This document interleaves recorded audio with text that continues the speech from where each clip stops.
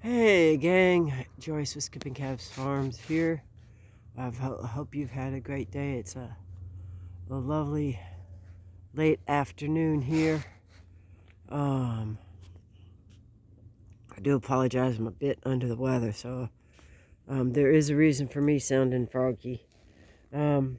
Just wanted to do kind of a closing video on some of what I've been doing this afternoon.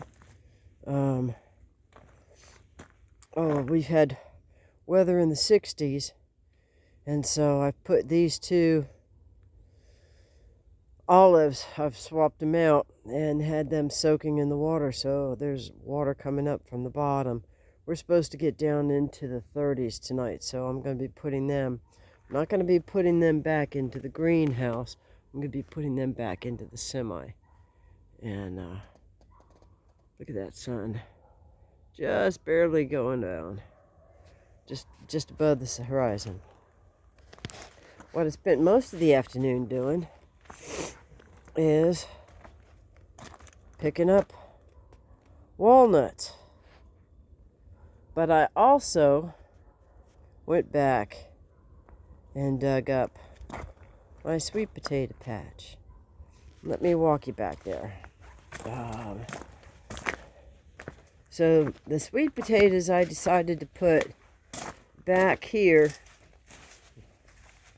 because I wanted them to have some good soil, and this area of the property has trees and used to have a bunch more.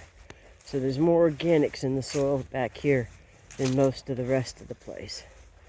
And I wanted it behind the perimeter fence, and I had a separate fence around it much of the time, and then I ran out of equipment and I took the fence down and something started eating on the vines. Now I don't know if it was deer, that's what I'm thinking, because back over that area right there behind that brush pile behind the boat was getting trampled down a lot, and so I'm thinking deer were going in there. And from one day to the next, when I came out here to the sweet potato patch, well, even before we had our first hard freeze, we lost most of our vines. But you can see here where I kind of dug it up, and basically from this area over here where the comfrey was, all the way over to the fence was just covered, kind of like this, with walnuts. See, there's one there and there and there and there. And so what I ended, and there were a bunch of them on top of the sweet taters. So I just moved them to the side of the sweet potatoes in that little green spot in the middle there, and then worked my way down digging up the sweet potatoes. Now, I made several rookie mistakes with the sweet potatoes. I did not get them in early. I started the slip slate. We ended up with a real dry spell in the middle of the summer, and so those sweet potatoes didn't go in until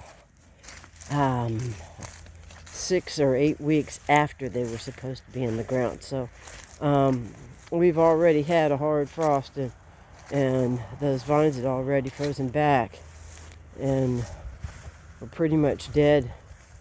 So they didn't have, I did not realize that they needed a full 120-day growing season. So I'll pay more attention to that next year. These Comfrey, which are the traditional medicinal ones, after we had that pretty good frost the other day, they've really kind of wilted back. But the Russian Comfrey that's under the trees, you can see that's still lush and growing. But on the sweet potatoes, I had put out 3 actual potatoes. And I dug those up. And you can see they're kind of, that where it's white was kind of exposed.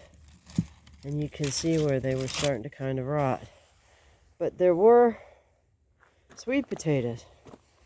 There were lots of roots that had little tiny carrot-sized, baby carrot-sized roots. I tore a couple of them up, trying to get them out because that soil back there is still pretty tight. That's the first time anything's been grown back there. But you can see that's not a full-size sweet potato at all. But I did get a couple of good ones. There's some nicer ones down here.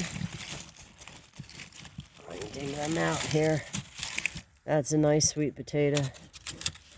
And that's a nice sweet potato, especially when you figure they didn't have a full growing season. So, it was also quite a job picking up all these walnuts. This is most of the walnuts, but not all of them, because I've already got like that milk crate over there. I picked that up from this year, and some of the walnuts in there are from this year. But these are most of the walnuts, and they only came from 3 trees. Now, this Vermont cart holds 1/3 of a yard, 1/3 of a cubic yard volume. So, that's a lot of walnuts. Checked out a number of different websites online, and I've decided to go with the one young man that, rather than doing the pressure washing, which I tried that once before, but my pressure washer, I can't get started again. What I'm going to do is I'm heading over to Lowe's, and I'm going to get a 36-inch square. The bottom of it is like this, and it's actually slightly beveled, so it should work really well. And essentially what you do is, I'll have to finish rinsing this out, but you'll put the walnuts in here and fill it up with water several inches above the top of the walnuts, and then you put that mortar mixer or stirrer on a corded drill, 1/2-inch chuck corded drill, and takes about 5 to 10 minutes. It doesn't look like anything's happening, and then all of a sudden everything turns to this soupy, mucky mess, and all of the fiber from all of the holes is now in the drum. And so you've got, they're not perfectly super duper clean, but they're clean enough to dry and hull without any additional steps. So I just love the sun, sunrise and sunset as it comes across the horizon. So that's what we've got done here with the walnuts. Now what I ended up doing was using this tater spade for the sweet potatoes. I've never done it before, so I'm a total rookie.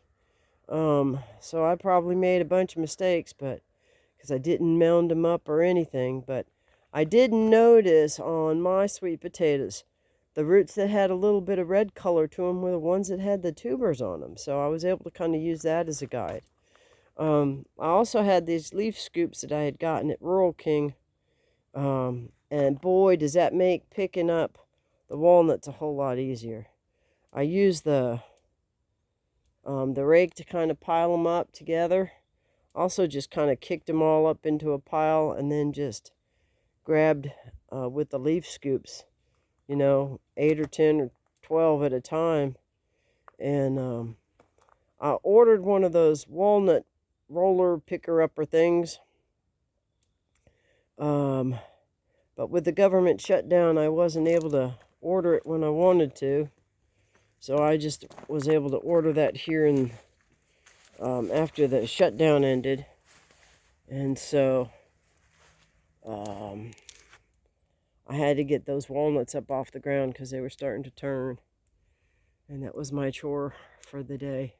Been a little under the weather for the last week or 10 days, so I'm just starting to feel a little bit better.